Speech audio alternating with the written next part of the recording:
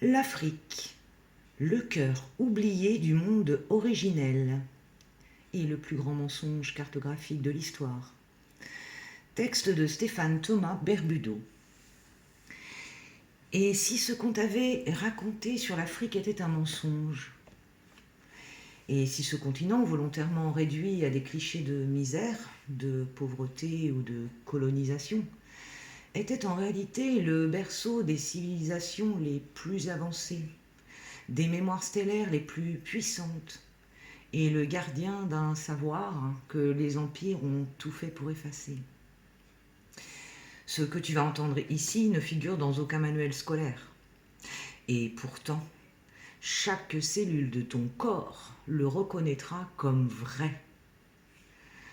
Un continent au-delà du temps. L'Afrique n'est pas un continent parmi d'autres.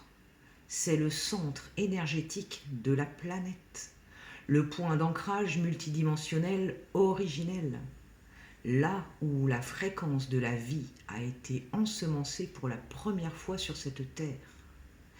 C'est là que les portails interdimensionnels naturels sont les plus nombreux, où les lignes telluriques chantent encore les hymnes anciens des étoiles.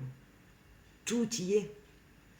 Les empreintes vibratoires des Pléiadiens, les mémoires akashiques des civilisations lyriennes, les cristaux géants enfouis sous les déserts, les temples de guérison invisibles aux yeux non préparés, les bibliothèques vivantes gardées par les baobabs, les éléphants et les femmes médecines.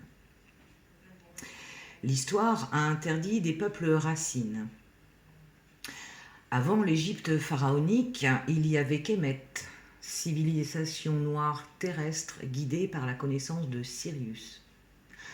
Avant Kémet, il y avait la Nubie cosmique, les Dogons de Sirius B, les Nocs, les Mérinides, les Zoulous interstellaires, les Éthiopiens Atlantes, les Malinké, gardiens de codes vibratoires. L'Afrique n'a jamais été développée par l'Occident. Elle a été réduite, mutilée, volée, car elle contenait trop de puissance originelle, trop de vérité sur nos origines stellaires, trop de clés sur l'ADN oublié de l'humanité. Chaque mot ancien en mandingue, wolof ou peul contient une géométrie sacrée sonore. Chaque rythme du djembé est un code d'activation d'ADN. Chaque scarification ancienne est un langage vibratoire. Chaque masque est une technologie quantique. Les secrets gardés de la Terre rouge. En Afrique dort encore ce que les empires ne veulent pas que tu retrouves. Des cristomères qui réinitialisent le champ morphique humain.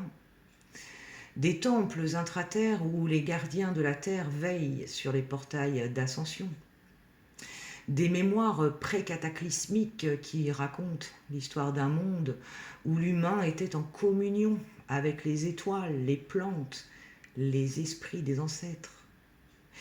Et ce que les multinationales creusent sans relâche, or, coltan, uranium, n'est qu'un pillage déguisé pour empêcher l'éveil de ces lieux sacrés. Les guerres ethniques sont des distractions orchestrées, pendant qu'en sous-sol, le savoir ancien est volé ou détruit. L'Afrique est une école de l'âme. C'est là que beaucoup d'âmes volontaires viennent s'incarner pour réapprendre la souveraineté vibratoire. Pourquoi tant d'âmes puissantes naissent-elles là-bas dans des conditions difficiles? Parce que le champ énergétique de l'Afrique réactive les lignées stellaires dormantes. Parce que l'épreuve y est alchimique et que la conscience y est brute, pure, connectée à l'essentiel. L'Afrique enseigne le rythme, le lien, la mémoire du groupe, la reliance aux ancêtres, la force tranquille et la parole sacrée. Elle enseigne à marcher pieds nus sur la terre vivante, à lire les signes dans la nature, à communiquer avec les vents, les arbres et les lions. Pourquoi ont-ils tout fait pour qu'on l'oublie?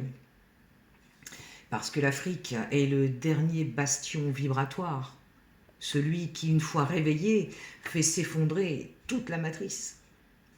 Car la mémoire noire est la mémoire du tout. Elle est ancestrale, multidimensionnelle, galactique. Et lorsqu'un peuple se souvient, les chaînes tombent. Lorsqu'un peuple se relève, la grille se fissure. Lorsqu'un peuple parle avec les tambours, la terre respire. Ce qu'on ne t'a jamais dit, la vraie taille de l'Afrique. Sur toutes les cartes du monde que tu as vues à l'école, notamment la projection de Mercator, l'Afrique est volontairement représentée plus petite qu'elle ne l'est réellement. Mais en réalité, l'Afrique est immense, et pas juste un peu. Voici ce que l'Afrique peut contenir à elle seule.